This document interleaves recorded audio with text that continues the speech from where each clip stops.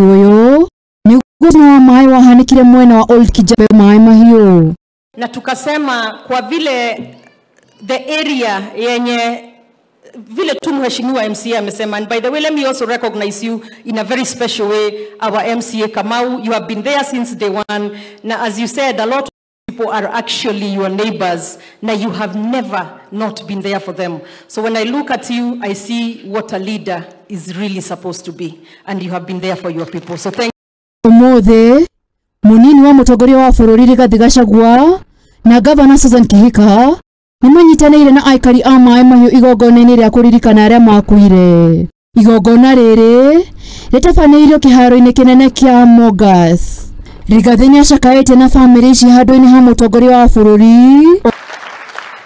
Nimefika hapa kwa niaba ya Rais Dr. William Ruto na serikali ya Jamhuri ya Kenya na Wakenya wote. Rais amenituma na risala za rambirambi ambaye nitasoma. Angetaka kufika mwenyewe lakini akakuwa na kongamano la kitaifa. Alikuwa na wageni marais. Oho, nĩamerĩire atĩ thirikari nene na thirikari ya kaunti ciĩna mũbango wa gũteithĩrĩria famĩlĩ iria irahutirio kwĩrũgamia rĩngĩ. Now sitting down between the national government and the county government to tujue vile tutasaidia these families to rebuild their lives and start all over again. It is a difficult situation, and as a government, as an administration, we must support them. Oho, nĩamerĩire gũthondekwo kwa barabara ya Kijabe na atha minister wa mai gwĩkĩrĩra aikari a mai mahiũ mai. Ana mambo ya barabara ya kutoka Mai Mahiu kwenda Kijabe, si ndio? Na Kijabe inajulikana.